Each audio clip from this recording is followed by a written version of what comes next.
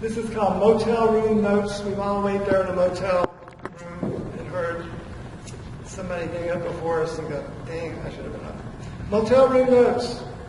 It's 6 in the morning and through the wall I can hear someone taking a shower. Day has begun. There's a plane to catch, or maybe there's a lover still in bed, wanting more, basking in their scent, miffed at the other for washing it off.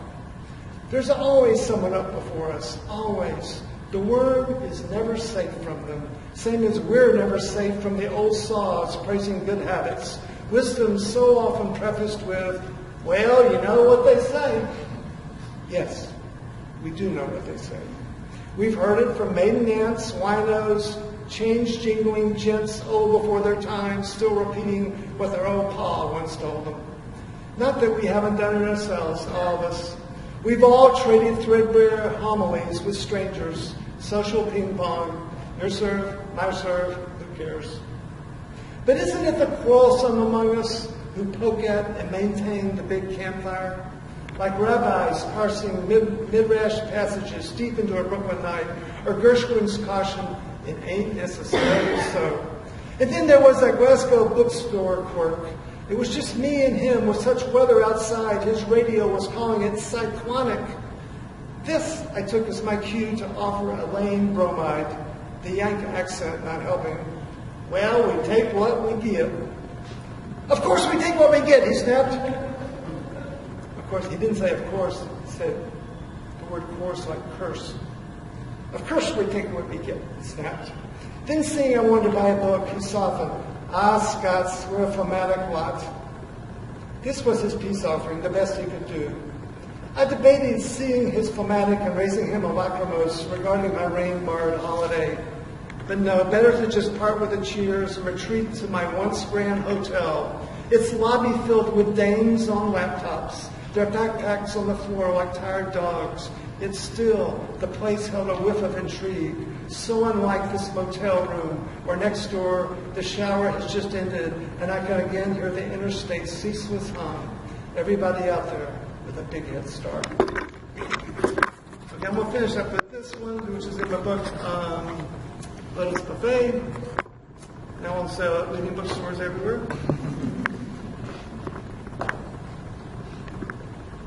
Point started out, like I said, I go to the spoken word and swam scene in the Atlanta area. I get very influenced by the hip-hop artists there. I steal from them. Maybe they steal from me. It's not likely, but it could be. So anyway, this started out as a spoken word piece, so it was freed from the bonds of poetry. And then I inspected it and found the point inside of it. But when I read it, I like to read it in its originating form. It's called Toast. I was in Ireland last fall, way out in County Clare, where they still speak Gaelic, where Yeats communed with wood fairies, and where at the Galway Bay bed and breakfast table, this guy sat down with a plate of toast stacked so high, it was such a cantilever tower of toast that yes, I suppose I did stare. And this was his cue to announce, an Irishman needs his toast! Like we'd all been waiting to hear that, before he dug in and ate every slice. And the next morning, he wasn't there, but the beautiful Polish girl who worked the breakfast shift kept asking me if I wanted more toast, until I said, no, I'm not Irish. And then we were laughing how we both noticed that for the Irish, toast is special. It's a link to some peat-fired genetic memory, the stooped old mother in black over a stove, yesterday's loaf sliced then browned, toast. In their everyday world, the damp and the cold, the Irish fill up with the warm and the dry. Toast. The word itself is a cause for a celebration. It's a drink raised to once jolly good fellows. A toast. It's post-toasties. It's tostitos. It's what you warm as. You warm as toast. It's Ed Sullivan's Toast of the Town, where I first saw the Beatles. And if you're Robert Pinsky, the great enunciator, it's the tip of your tongue making love to the roof of your mouth every time you say it. Toast. And it doesn't matter if we're Irish or not. We come into this world as wheat berries. We go out as toast crumbs. And a life in the middle, that's the jam. Toast, the first three letters of toast, an anagram for Tao, universal energy of the all. Tao, what Lao Tzu, the world's first poet, described as the harmony of one's personal will lining up with the justice of nature. It's so beautiful. The harmony of one's personal will, lining up with the justice of nature. And that is toast. And I'm so excited about this. Upon my return to the States, I'm overcome with the need to participate in this toast business, to buy a proper toaster, the cheapest available, because I want to honor the nobility of toast.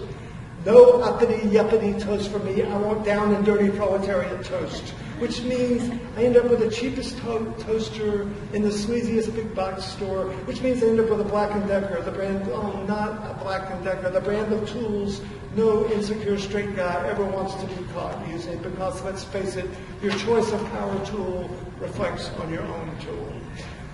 We want Bosch tools with their Germanic smarts. We want Milwaukee tools with their Midwestern beery brawn. But most of all, late at night, the midnight hour, when the pressure's on, when the chips are down, we pray for rigid tools. But this is just a toaster, so I'll make an exception. After I get home, though, and plug the thing in, I find out that Black & Decker emits a light, an unblinking blue light, an irritating light, announcing, one assumes, its readiness to toast at all times. Even when you go into the kitchen late at night, there it is. The blue light is watching your ass. Even when you don't want toast. Even when you're not even thinking of toast. The blue light is like a corner boy going, yo, I got your toast right here. The light's non-stop eye is staring. It is an eye devoid of any warmth, any towel. There's not a hint of the cold morning love from the stooped Irish mother who cared for you.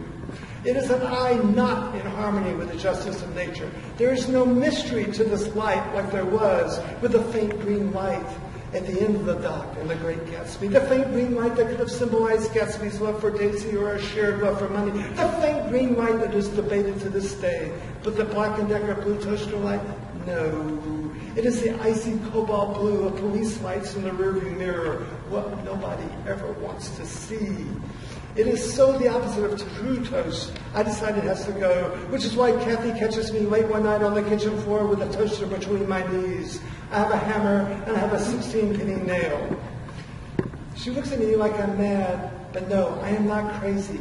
I am on the hero's journey. I am Ulysses trying to get back to Ithaca, and that single diode eye is you know who. She wants to know what I'm doing on the floor at midnight with a toaster, and all I can say is, I'm doing it for the Irish.